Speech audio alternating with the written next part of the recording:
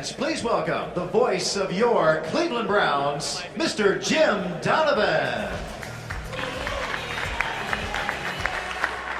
Thank you very much, and welcome everybody. Welcome to FirstEnergy Stadium, the home of the Cleveland Browns, and we welcome all of our season ticket holders here today and the great Browns fans, members of the media. Thank you for coming out. This is a very, very special announcement and big news for you coming up later on here this afternoon during our program. But we get set and we hope and send out a lot of positive thoughts to what's going on out in Berea this afternoon and for the rest of the week as the Browns get set to play in a huge game coming up on Sunday in Cincinnati against the Bengals. And isn't it fun to be playing in a big game again and in the month of November? I'll tell you what, that is going to be absolutely great. So, I mean, we're kind of playing for the state championship on Sunday, you know, in a little bit. I mean, we're going to try and go down there and see if the Browns can pull off a sweep of the Bengals, and if they get it, it would be the first time that's happened since 2002. It's been an exciting season. There is a lot of building going on with the Cleveland Browns right now, and I hope that you're watching it, and if you're great Browns fans, and I know you are, you can see it happening. You can see it happening on the field. You can see it happening within the organization. But on the field, consider this. The Browns playing in a big game on Sunday and right there in the AFC North race. And look at what they've gone through this year. 3 quarterbacks playing already this season. You know, coming through after a big, big transaction and a huge trade early. But what a job this coaching staff has done keeping this team together. And I'll tell you what, a couple of Sundays ago, that was very, very real against the Baltimore Ravens. Nothing fluky about that win at all. It was really a better football team wearing the orange helmets on that day. So we look forward to as the building continues. But there are milestones that are being reached within the organization, and certainly we're watching it out on the field. You can hear it in opposing locker rooms after they play the Browns when they say with a quizzical look on the face, boy, those aren't the same old Cleveland Browns that we used to beat twice a year. I mean, it is fun to watch the division start to change and the Browns climb up the ranks. The milestones have been fun to watch on the field. It's only been 9 weeks so far this season, but let's reflect back on some of the excitement that has been bursting here inside FirstEnergy Stadium.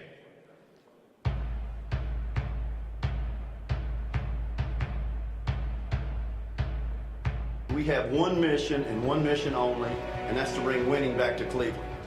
Whether it's our work in the community, whether it's the business that we do, and most importantly, and this will be a clear focus of the organization, what we do on the field and our goal to try to win championships. The people here want a winner, and I'm here, and I would not miss this for the world, the opportunity to come back and bring a winner back to Cleveland. Right corner of the end zone, Jordan Cameron's got it! Throws right, and it's picked off on a deflection. Buster Screen's got it at the 35-yard line. Down the left sideline, towards the end zone, juggled and caught. Touchdown! It's Josh Gordon. At the 15, forward a move to the 10, to the pylon, to the end zone. Touchdown! The Browns have beaten the Baltimore Ravens. Feel the joy inside FirstEnergy Stadium.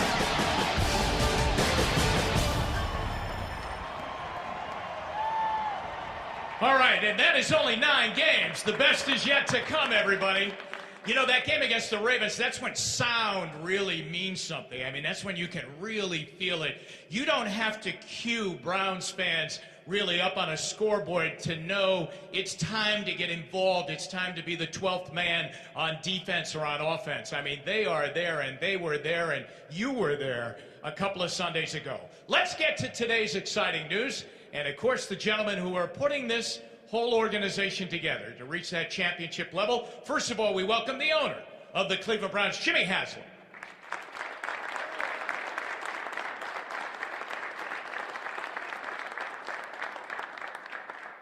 Jimmy. Good to see you. All right. And the CEO of the Cleveland Browns, Joe Banner.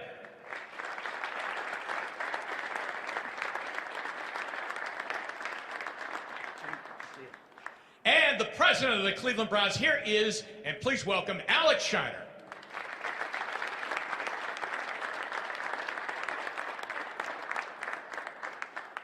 All right, gentlemen, here we go, and we've got news to break here today. But I'll tell you what, first of all, how excited are you to see this team really start to turn from a team that, you know, just fought to compete to a team that not only competes now, but is starting to play the field even and win? Jimmy, it's exciting and it's rewarding, and you've been around here longer than I have, but to be playing games that count this late in the season, this deep in November, I think is very meaningful. And to see the excitement in Northeastern Ohio with our Browns fans is phenomenal. Okay, so it was a huge commitment when you came in to take over the team as ownership of the team, keeping the fans in mind, the tradition in mind, but there was a lot of work to be done. We've seen some of that work paying off out on the field, but I know you have news today to announce about this place where we sit in. And Jimmy, give us the big announcement. Yeah, I think we've talked from day one when we came to Berea the first time on August 3rd of last year that we had two goals, and really two goals only with the organization. The first is to win games and win games consistently over a long period of time, which is what great organizations do. The second is to give our fans the best possible experience they could have. And I think we all understand that FirstEnergy Stadium is 15 years old, and it's in need of modernization. And I could tell you what we're going to do, but I think we're all better served to let this video talk about the plans for FirstEnergy Stadium.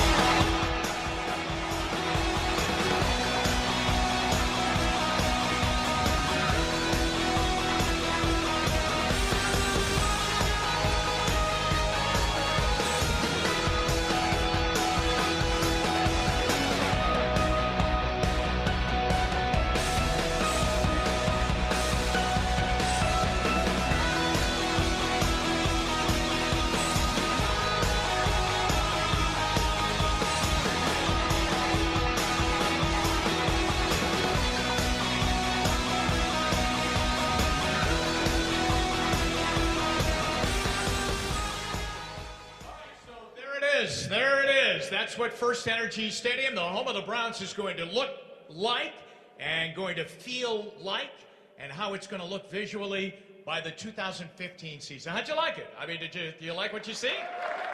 Absolutely. That's a lot of work.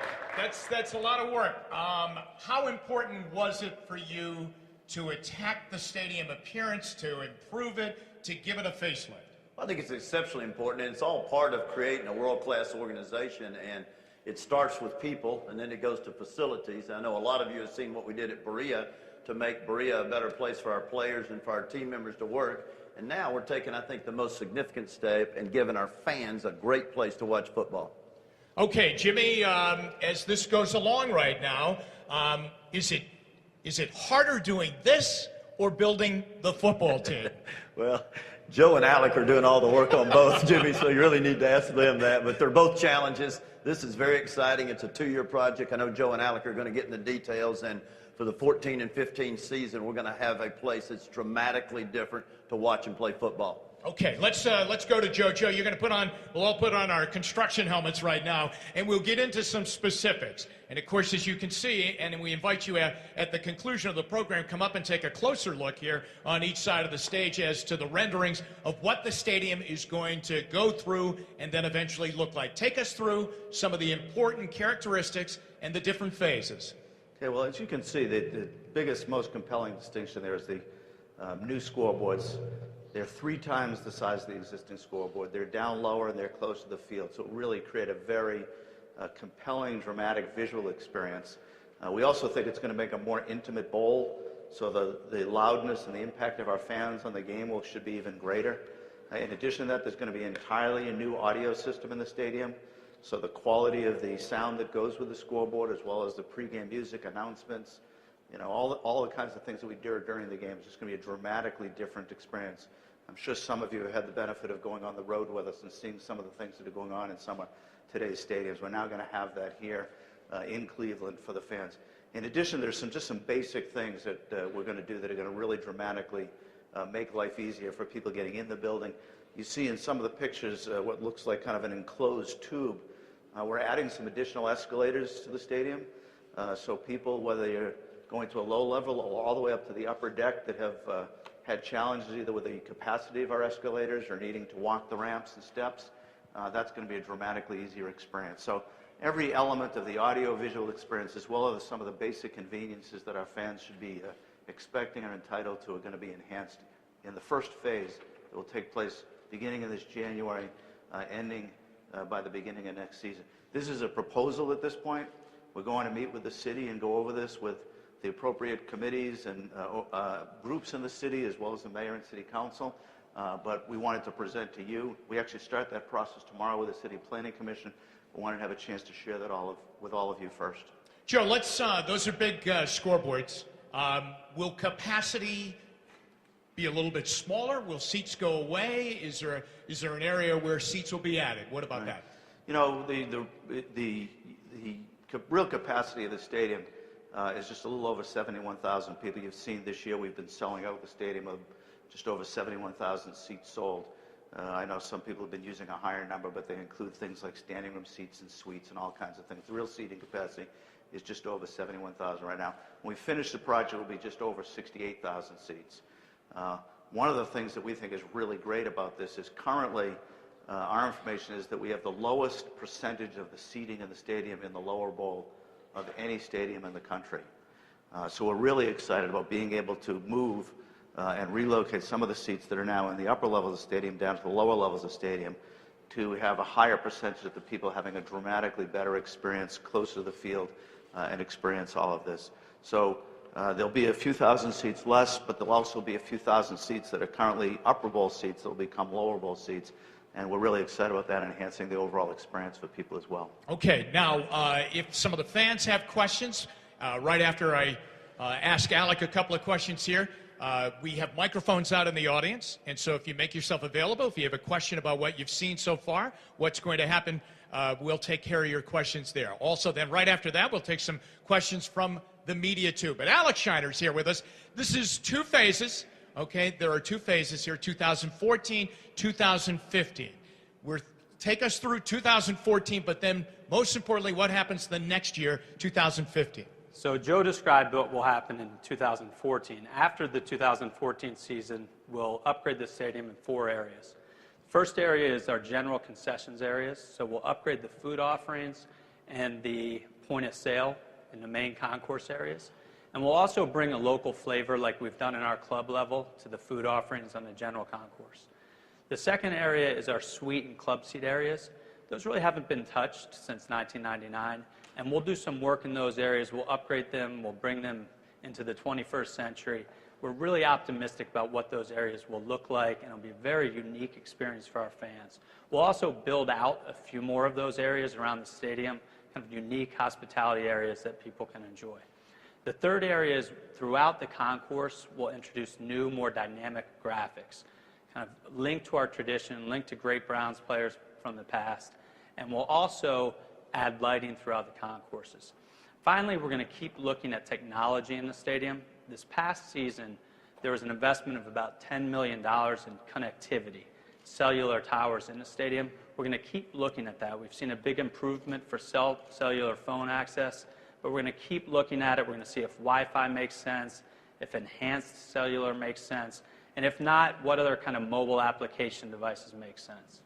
Alec, I know you've taken input, right, from fans. They've come to you. They've talked to you. I know that was a big part of the cell phone situation. People said, hey, I can't use my cell phone inside the Stadium Bowl. You've worked on that, but you'll continue now. I'm sure you've taken some of the opinions of these great fans here and incorporated them into your plans. Yeah, I'd say almost every element of the project, phase 1 and phase 2, is a byproduct of what we hear from our fans. So we hear about the audio, we hear about the video boards, we hear about it on social media, through our surveys. So all of these things are really responsive. We think we fixed some of these things this year, but we think this will be a totally new fan experience.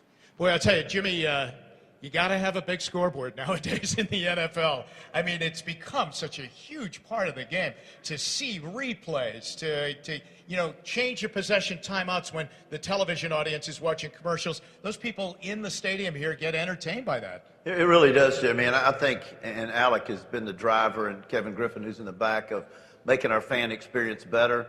But with the limitations we have on our current scoreboard, there's only so much you can do. These scoreboards, which are much closer to the field, both in terms of horizontally and vertically, and are going to be approximately 3 times as large, will dramatically change the fans' experience at FirstEnergy Stadium. And it'll be one of the first things, if not the first thing, when you enter the stadium. And you'll notice it all during the course of the game. Absolutely. Okay, don't be bashful.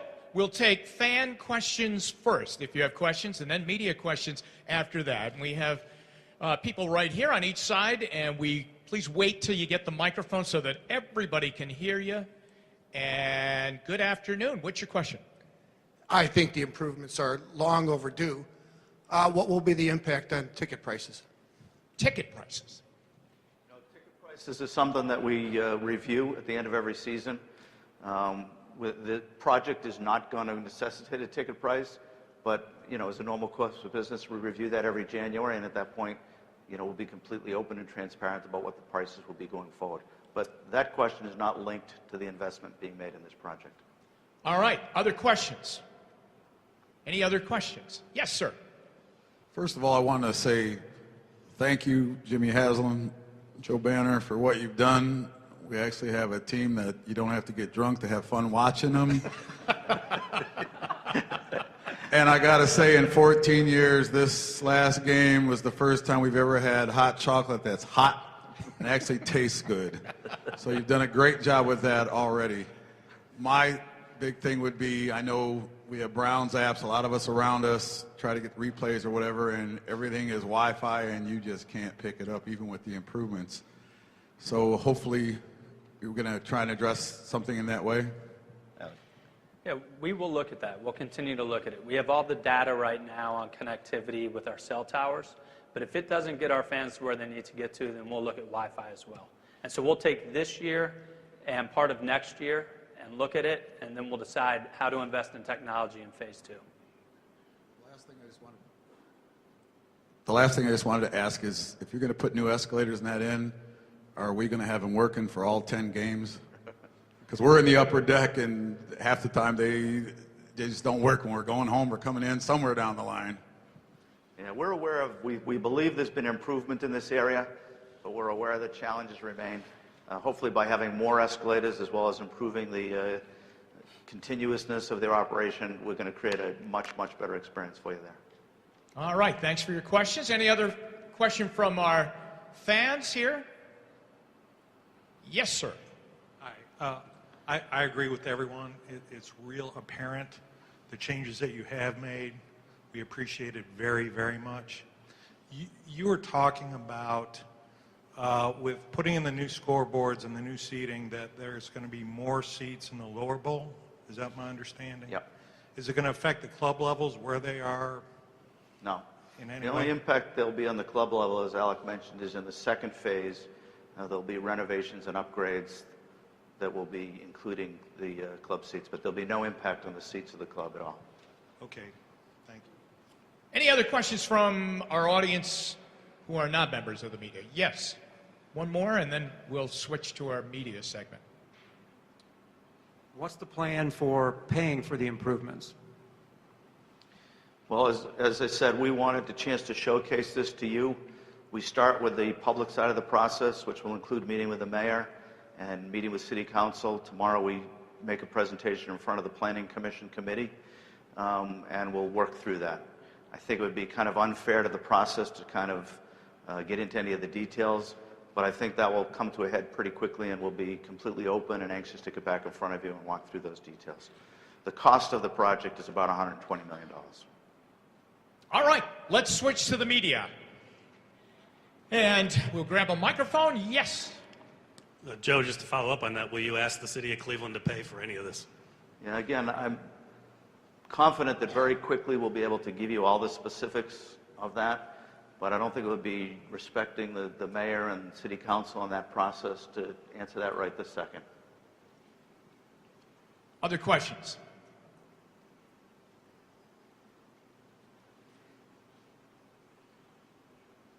Respecting what you just said, it's $120 million of improvements. If the city and the taxpayers aren't paying for it, is there a plan B? You know, we have to go through the process, but I'm confident that we'll work through this with the city and city council and have something that everybody will feel will be very good. Yes.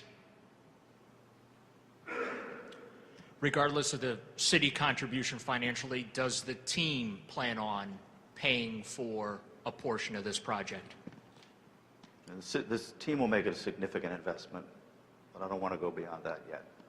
But I really think it will be relatively soon that these questions won't be vague, and we'll be able to give you the specifics. I think Tom has a question here in the front. Gentlemen, are there plans in place to refurbish the area around the stadium, parking lots? I know there was talk of maybe trying to get some, either retail or bars and restaurants down in the lakefront area. You know, my understanding, which is just really secondhand, is that the waterfront development project is a priority in the cities, and I think as they wait to see the outcome of that, that will eventually answer the question. But we're really very indirectly involved in that, or even aware of it. Joe and Alec, I know this isn't going to bring the stadium up to like some of the palaces in the NFL that you guys are familiar with, but I just wonder is there any way you could compare, at least is this going to be on the road towards something like, that? Yeah, we think it will. We're optimistic that this will put us far down that path. And there are a couple palaces in the NFL. I'm familiar with one of them. But I think we've got something special here as well. And bringing our fans closer, bringing the video boards closer will really help us with our home field advantage, too. I think it's going to be a great experience in 2 years. I think that the other thing that was one of our goals, and hopefully people will look at this and achieve it, is finding the way to balance respecting what's here, what the history has been, what people are used to, with something that has a modernization element too, not trying to replicate the palaces, but trying to create something for Cleveland in the context of the history and the 15 years of experience we all have in this building, moved it forward without trying to replicate what somebody else was doing. You know, we live in a city with some really significant challenges, from poverty to crime, roads that are in disrepair the city doesn't have the money to pay for. Why are scoreboards worth a significant public investment? Well, again, I think that you should wait to see the resolution of our discussions, and then if you feel that question is still appropriate, we'll be happy to answer it. Hey, Joe, how many seats will be lost in this reconstruction? Well, you're going to have a net loss of about 3,000, but you also have some relocating. But when you took the total real current capacity to what the new capacity will be, it'll be about 3,000 seats. Has a decision been made on grass or turf for the field? The field will remain grass. I think we have time for a question over here. A roof or a dome over the stadium? All right, just on the front part of that. A roof or a dome on the stadium? Which one do you prefer?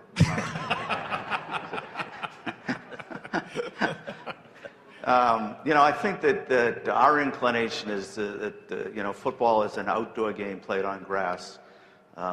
We did some evaluation as to whether we thought that was an investment that would make sense. It's an extremely expensive endeavor, and we didn't decide that it would be the best use of dollars. All right, we have time for one more question, and then I will alert the media that Joe will be available in the back of the room for more questions. as we conclude our program. But we'll end with this question. Well, the team did get $62 million, is that right, from the NFL to make technological improvements, and is that factored into the $120 million figure that we just heard?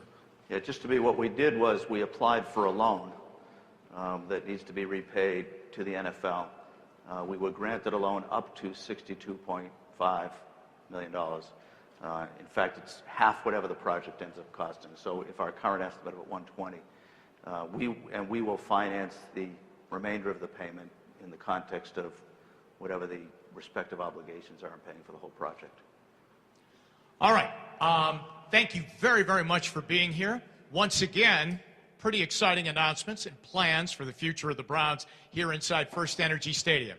If you want to get an up-closer look at the renderings, please come on up at the conclusion of the program. As I mentioned to the members of the media, Joe Banner is available. He'll be brought back to the rear of the room, and you'll be able to ask more questions. To our Browns fans, thanks for coming down and spending the afternoon with us. For all of us, we hope that you enjoy the remainder of the season. At least here at home, we'll see you a week from Sunday when the Browns take on the Steelers, and we'll bring the game ball back from a victory in Cincinnati. Thank you very much, everybody.